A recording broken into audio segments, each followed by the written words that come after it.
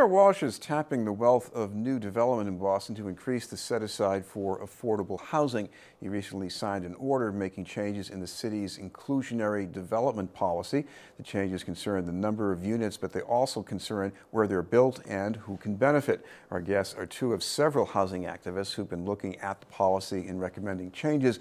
We'd like to welcome the program associate with the Boston Tenant Coalition, Kadineyse, Ramize, Peña, and the director of community organizing with Fenway Community Development Corporation, Richard Giordano. Thank you both very much for being with us. Nice to be here. Yeah. Also, Richard Giordano, talk about what the whole context here. I mean, how much of a gap there is in affordability, and how you see this change in policy helping. Well, very specifically, these changes are very important and very helpful. Unfortunately, the big picture that they're involved in is a really bad one. There have been huge cuts to the federal budget regarding housing and urban development, HUD. The CDBG, the Community Development Block Grant, has been cut. Various programs that fund the production of affordable housing, as in subsidized housing, have been terminated or cut seriously. So the city of Boston is between a rock and a hard place. Overall, there's much less funding to do affordable housing. Boston Housing Authority has seen tremendous cuts. So overall, it's not a good picture. Specifically, with this particular change that the mayor has ordered, there are some tremendous improvements, and we're happy they've done it. But you know, when you look at the global picture, we're not in a good place. Yeah. Can you talk about the people that you work with in the Tenant Coalition, how much they can be helped here, and I guess maybe the limits to how much they can be helped? So I guess one way to answer that is talking about the changes to the policy. There have been some great changes to the policy, one of the most greatest being the fact that they've increased the payout. And that sort of changes depending on what zone you are. So there's 3 different zones. There's A, B, and C. And so they'll increase the zone, for example, downtown is zone A, and that's like where they'll have the highest increases, so they'll be able to put a lot of money into the fund to therefore help a lot of people building more affordable housing. They've also increased the percentage of affordable housing off-site to 18%, which is great. So there are things that have changed in the policy that are definitely going to help the residents in Boston, although they have increased in some cases, the inclusionary income limits to 100% AMI, and so that's 100% of the area median income, I guess? Right? Yes, okay. Area median income, and so that's a hard number because a lot of the times, or a lot of residents in Boston. Yeah, that includes a lot of well-to-do suburbs in that average. Yeah, exactly. Right. So Boston residents half of the time don't even meet up to 70% AMI, so having it at 100% excludes a lot of people. So that's a difficult section. Richard, I know this doesn't sound so wonderful, but I guess one of the things going on here is that this is a tiered kind of policy. And if, you know, developers who build downtown, they're going to make a killing. But if you have a developer who builds, let's say, in Mattapan, it could be a nice neighborhood, but it's not hot luxury territory. So maybe they shouldn't have to put aside as much, or maybe there should be a higher cap on affordability. So doesn't it make sense to do something like that? I guess we take exception to that. I mean, that's exactly what one of the policy changes is. There are much deeper changes, as Kadineyse said, in the tiers 1 and 2. Out in the hard-to-develop areas, that's what they're sort of calling tier 3, the city is, developer could potentially have the option to request that the affordability limits that would be on a rental unit are increased. Our fear with this simply is that every developer will get in line to ask for an exemption then. In other words, they're going to have to submit their pro forma, their sort of big Excel spreadsheet indicating income, expenses, total operation, you know, profit. They have to submit that to the BRA.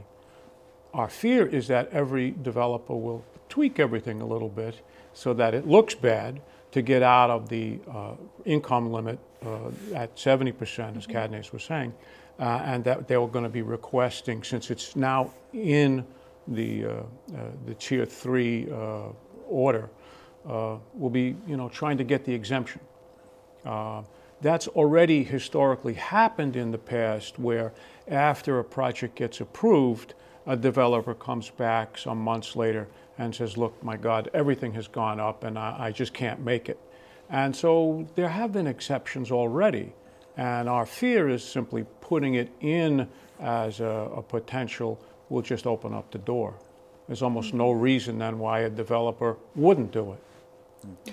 Kadineyse, I guess another thing that I'm sure you've noticed this too, is that even in outlying neighborhoods where things are not as hot, when new developments go up, there's a ripple effect. Prices tend to go up. I mean, it's a positive thing for the neighborhood Absolutely. in that regard. But you also have the people who were forced out, and what's being done for them?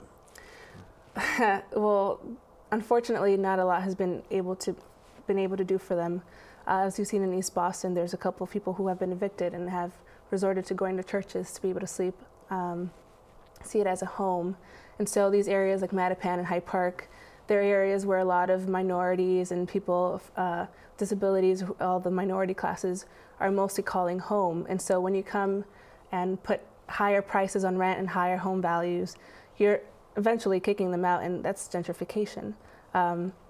So there's positives and negatives to gentrification, but unfortunately, because of the way that the city is in right now, the state it's in, it's displacing people to different states, to different communities, and most of them really far away, far from transportation, far from their work, far from everything else, and it's disconnecting them from their community. Richard, I think another dynamic here is that because there are fewer other ways to get money for affordable housing, there's a lot more pressure on advocates to support new development and maybe support a bit more density because it's the only way to increase the supply. Oh yeah. I mean, there's two things going on at the same time. There's a tremendous housing boom in Boston in the luxury market, particularly in downtown and in the sort of middle areas. Those booms are putting, sort of inflationary pressure on everything else. The rents down on Boylston Street in the Fenway start at $2,400 for a studio. The one bedrooms are $28,000 to $3,200. The two bedrooms are $3,800 to $4,000. That's pretty high rent, and that's pushing everything else up. So, this policy is trying to address some of that by saying, well, if you're going to do on-site, okay, you still have to do the same, but if you want to do off-site, you're going to have to do more. Or if you're going to ask for an exemption, you're going to pay even more into an affordable housing fund. But the big picture, going back to what we were talking about earlier, is that this is a very important tool, but it's a very limited tool. And what we really need is a lot more funding in affordable housing, whether next year in 2016 we managed to pass a Community Preservation Act that would bring in more funding. We need to increase the linkage fees on commercial developments. And frankly, what we really need is the federal government back in the housing production for affordable housing. Kadineyse, one other thing that you're looking at as a tool is to increase protections for tenants against evictions, the no-fault eviction measure. I've heard leaders of the property managers sector saying this will scare away development. Nobody will want to build here because this is too much like going back to rent control. Yeah. Well, it's not rent control. That's has to be said. It's a protection so that tenants have something to resort to when they're in fear of being evicted. So what this does, it gives them the time to mediate with the landlord and sort of figure things out. Right now, there's a little bit of protection, but not as much as we really need it, because right now landlords are kicking people out because they know they can get more money out of the building. They know that they get more people that can afford higher rents. And so this is one of the things we're trying to use as a tool to try to protect rent tenants right now. So. But of course, landlords who buy these properties, sometimes they're buying properties that need a lot of work. So I guess shouldn't they get something for that? Yes and no. Yes, because they're improving the housing, but if they're kicking the current residents out and not allowing them to come back, then that's an issue. Improving housing is something that everyone needs. Everyone needs to have a livable housing, but if you're not giving the person an opportunity who's lived there for 15, 20 years, the opportunity to come back and be able to continue to call that home, then you're essentially kicking them out for good, and that displaces people. Rich, one other thing here the city has to do is make sure that this policy fits into the scheme of the new zoning that we're going through for the whole city. What do you see? It's a very important point, Chris. All of these improved requirements for building affordable housing by the market rate developer are set off by triggers where you're going to build either more than 10 units and you're on city land, or you're going to build more than 10 and need a zoning variance. So if you notice, the Planning 2030 process that is now going on all over the city, we'll be looking at opportunities to, as they say, upzone or allow for more housing production or possibly even more commercial development. While that may be a good thing in the larger picture, what it could do is to remove the trigger points for producing affordable housing, because if you allow someone to develop higher and denser without a zoning variance, you've now said, okay, there's no requirement for affordable housing. So basically, all of the improvements in this policy need to be translated into that planning process and into the zoning as it goes around from neighborhood to neighborhood. And that's a little complex because after the plan is approved at the neighborhood level, the BRA board has to sign off, and then the zoning commission has to sign off to make the change in the zoning. So at each step, advocates and people interested in the production of affordable housing will have to be vigilant to say, have you included what was outlined in the mayor's policy in the new zoning? Thank you both very much, Richard Giordano and Kadineyse Ramize Peña. In a moment, a push for a new way to protect renters from displacement.